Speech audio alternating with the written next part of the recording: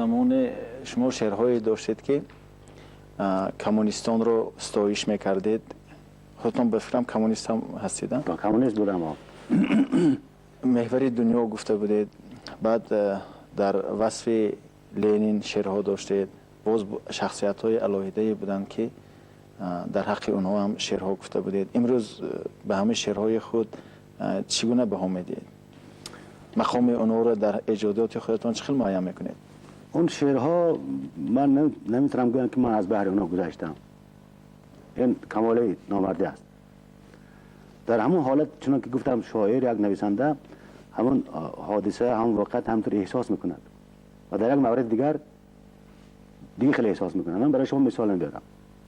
مثلا از خیام میگوید که مقصود ز جمله آفرینش ماییم، در چشم خرد گوهر بینیش ماییم، این دایره جهان چو انگشتری است، به هیچ شکی نقش و نگینش ماییم. درباره انسان میگه. بله.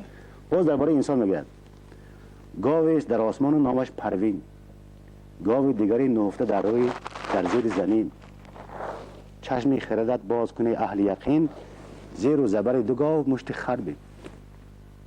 نه گفته که مقصود جمله آفرینش ماییم، در اینجا میبینید چطور خیلی دغل و درشت تمام انسانیت ها را اینطور مینامد. مثلا این حالتی است، حالتی انسان است که از دو زاویه، یک بار از این زاویه یک بار از زاویه دیگر به اشیا به حوادث جهان نگاه میکنه. یعنی خیام در اون حالت خیلی مثلا دلماندگی از انسان ها این بیت گفته. در اون مورد دیگرش خیلی از انسان افتخار داشت، از مثل بزرگترین آفرینش آفریدگار. در وقتی که من به ستایش کمونیست ها شعر گفتم، واقعا موقع کمونیست ها، موقع حزب کمونیست قوی و برجا و در زندگی پیش صف پیش قدم بود و حاجت برای مردم بود.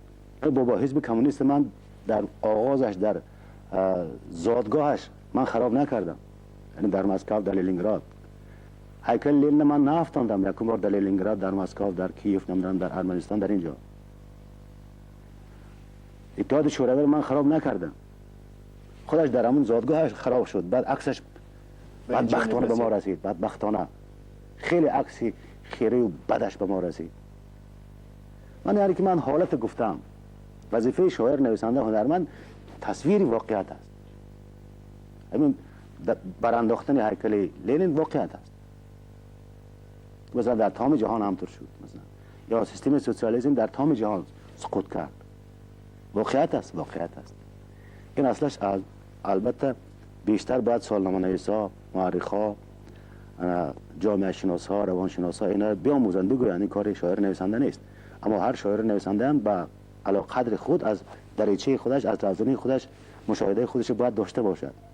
و من مشاهده کردم همین است که خب اگر هیکل لنین نمی افتاندن، هم شعر افتاندن هیکل لنین پیدا نمیشه، چون واقعیت نبود. هر جا که واقعیت است، نویسنده حق دارد، هنرمند حق دارد، شاعر حق دارد اونو بگوید. چطور میگوید این گپ دیگر است. با اعتقادی بزرگ درباره ملت تاجیک و تاجیکستان حرف میزدید، نهایت با افتخار. شعرهایتان هم گواه هستند، تاریخ گواه است، خاک وطن، افتخار و اعتراض و باز یک سلسله شعرهایی که با استاد عینی و ترسونزاده و سمرقند و بخارا و انشا کرده اید. بعدی همین واقعه ها اخلاص و اعتقادتان کم نگشت نسبت به ملت تاجیک؟ ملت خودتان؟ به ملت نه، اما به یک گروه ملت خیلی دلمانده هستم و حتی متنفر هستم. و تمام ملت حق ندارم و تمام خلق حق ندارد یک کس که اونو بد بینه. خلق در ذات خودش گناه ندارد. یعنی کسانی بودن که گمراه کردن. چون گفتم اگر فرهنگی 1000 ساله درست میخواندن و به حرفی و القای یک دو سه دسته باز اغواگر نمی رفتن، شاید به این قربانی ها نمی رسیدن. اما خلق بزرگ است. خلق باز هم گفتم جراحت خودش انشالله التیام میبخشد، شفا میبخشد و آهسته آهسته احیا میشد و از این حوادث سبق میگیرد و فرزندان بزرگ دیگر به دنیا می آیند، قهرمان های دیگر به دنیا می آیند، شاعران دیگر به دنیا می آیند. این خلق به این بزرگش همیشه میماند. در هر وقت زمان گذریش یا گذرا چنان که میگن این خیلی حادثه ها میشن. دیگه من به این درجه چشمدار نبودم که برادرش اینقدر بی‌رحمانه بکشد. به این درجه گمان در گوشه گمانم نمیگذاشت و در چی میگم در وهمم نمیگنجید که همینطور وحشیانه ما رفتار میکرده باشیم. علتش چی؟